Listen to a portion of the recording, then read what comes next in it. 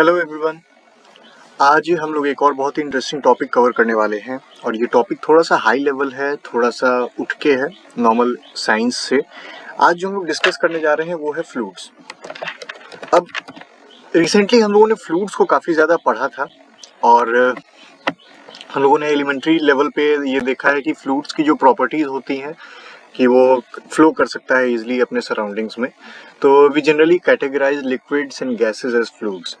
और आज हम ये देखने वाले हैं कि फ्लूइड्स स्पेसिफिकली होते क्या हैं और उसको हम सॉलिड्स से और बाकी नॉन फ्लूइडिटी वाले मटेरियल्स से किस तरीके से कंपेयर करते हैं, क्या सेपरेट करता है एक सॉलिड बॉडी को एक फ्लूइड से।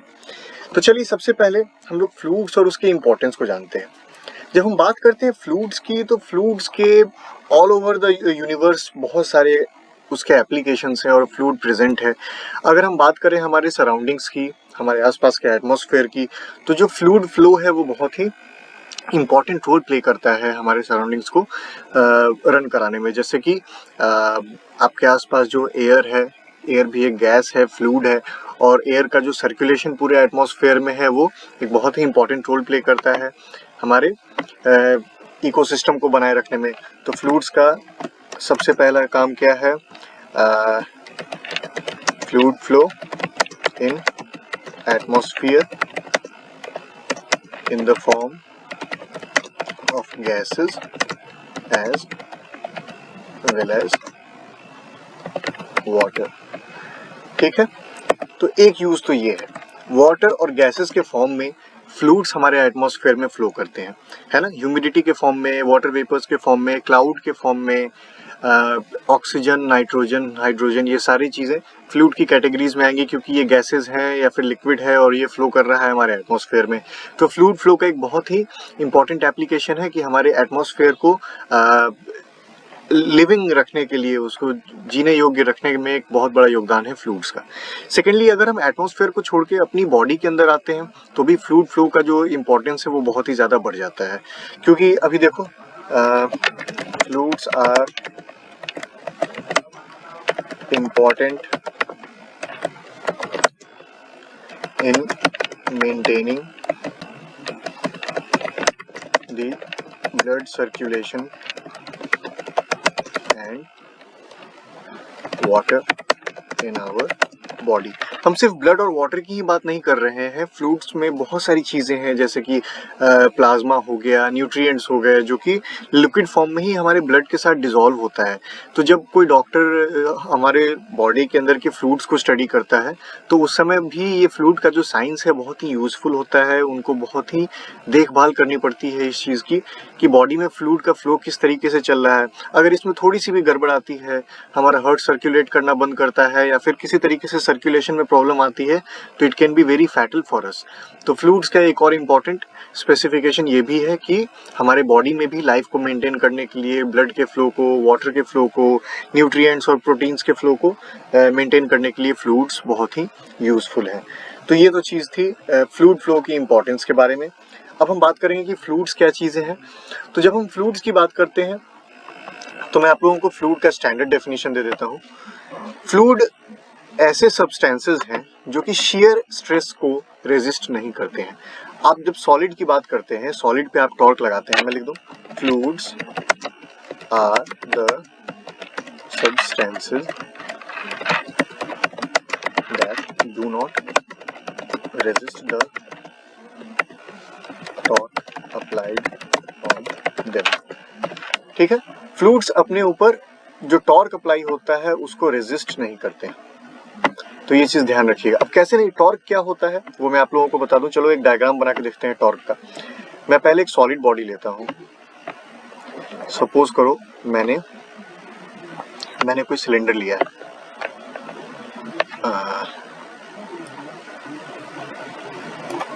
I've taken a cylinder।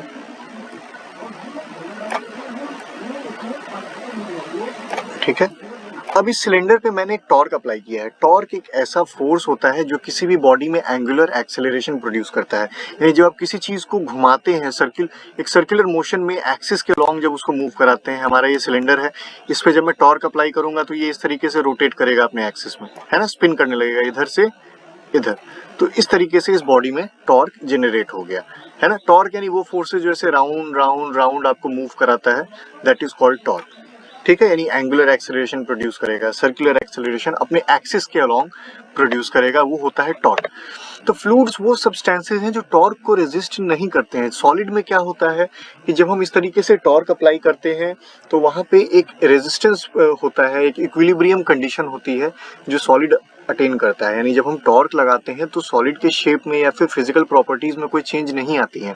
Cylinder पे अगर मैं टॉर्क लगाऊंगा तो एक सर्टेन पॉइंट तक जो उसका यील्ड पॉइंट है, यील्ड पॉइंट वो पॉइंट होता है जब तक कोई भी ऑब्जेक्ट किसी भी फोर्स को बर्दाश्त कर सकता है। तो यील्ड पॉइंट आने तक क्या है, सॉलिड एक इक्विलिब्रियम मेंटेन करके रखता है अपने शेप और अपने फिजिकल प्रॉपर्टी में। लेकिन लिक्विड्स के साथ ऐसा केस नहीं है। अब मान लो आप एक बोल में पानी ले रहे हो,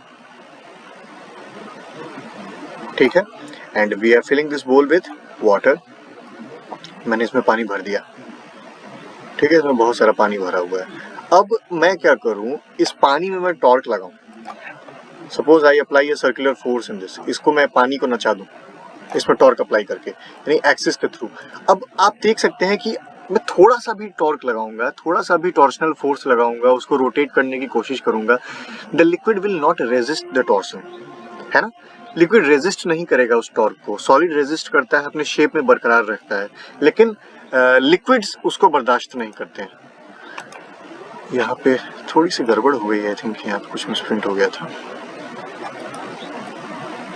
ये आर नहीं हो गया,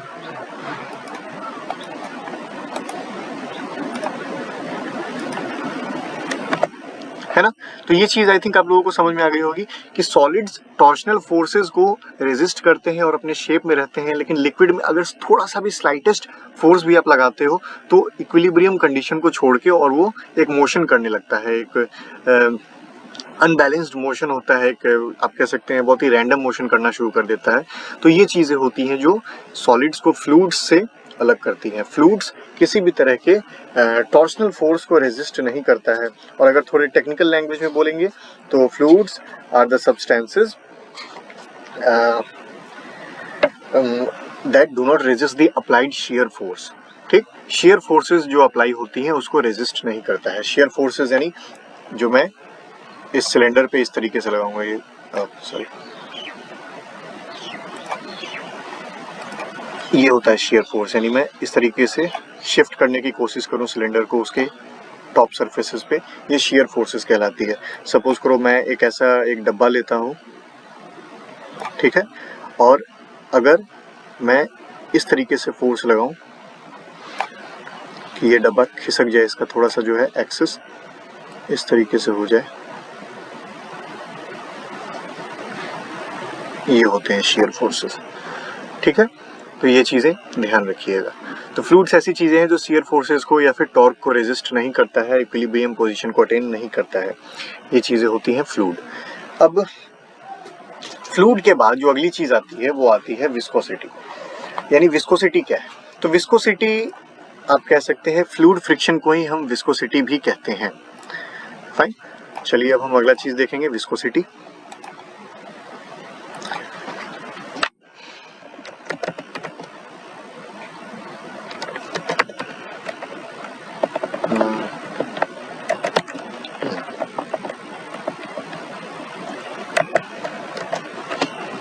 विस्कोसिटी क्या चीज है? तो जब हम बात करते हैं विस्कोसिटी की तो आप कह सकते हैं fluid friction can be termed as viscosity. Fluid friction को हम विस्कोसिटी कहते हैं। अब ये फ्लूइड फ्रिक्शन कैसे लगता है उसको समझने के लिए हमें फ्लूइड के फ्लो को समझना पड़ेगा कि आखिर फ्लूइड्स फ्लो कैसे करते हैं। तो चलिए हम देखेंगे अब कि फ्लूइड का फ्लो किस तरीके से होता है साइंस में। इसके लिए मैं एक केस स्टडी लूंगा जिसमें मैं दो नल आपको दिखाऊंगा। मान लो कोई टैप 1 है, ये कोई टैप 1 है जिससे पानी फ्लो कराना है मुझे।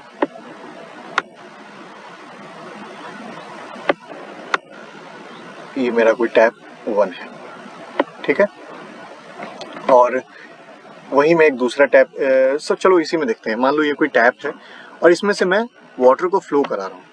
अब वाटर किस तरीके से फ्लो करेगा, स्टार्टिंग में जब आप टैप को थोड़ा धीरे से यहाँ पे आप टॉर्क अप्लाई करेंगे आप इसके हैंडल पे, तो ये क्या होगा, वाटर का फ्लो स्टार्ट होगा और बहुत ही स्लो होगा स्टार्टिंग में, है ना। पानी जो है वो ऐसा एकदम सिंगल फ्लो बनाता हुआ आएगा, जब वाटर का फ्लो बहुत स्लो होगा तो ऐसा सिंगुलर फ्लो होगा, और इस फ्लो को हम नाम देते हैं लैमिनार फ्लो, यानी जो स्मूथ फ्लो ऑफ वाटर होता है, जब आपका नल बिल्कुल स्लो चल रहा होता है और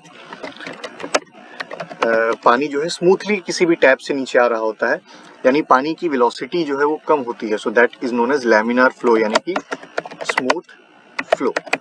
ठीक है, अब अगर मैं इस टैप को और थोड़ा रोटेट करूं और क्या हो कि इसके स्पीड को मैं थोड़ा सा इंक्रीज कर दूं, तो यहाँ पे क्या होगा, ये जो स्मूथ फ्लो है ये रैंडम हो जाएगा, ये बिल्कुल अब पानी जो है वो कुछ इस तरीके से गिरने लगेगा, तिरछा होके, इसके पानी का फ्लो का कोई पर्टिकुलर डायरेक्शन या कोई स्पीड नहीं रहेगा, इस तरीके से रैंडम तरीके से पानी नीचे आएगा आपके बकेट में, है ना। तो ये जो फ्लो है जिसमें स्मूथनेस खत्म हो जाती है, इसको हम कहते हैं टर्बुलेंट फ्लो।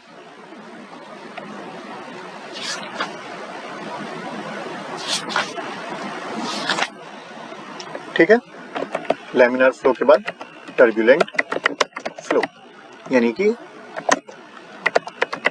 रफ फ्लो, यानी पानी के अलग अलग लेयर्स में जब एक दूसरे के साथ फ्रिक्शन लगने लगता है तो वहाँ पे टर्बुलेंस क्रिएट होता है। और टर्बुलेंस क्या है, पानी किस तरीके से फ्लो करता है वो भी मैं आप लोगों को बता दूं।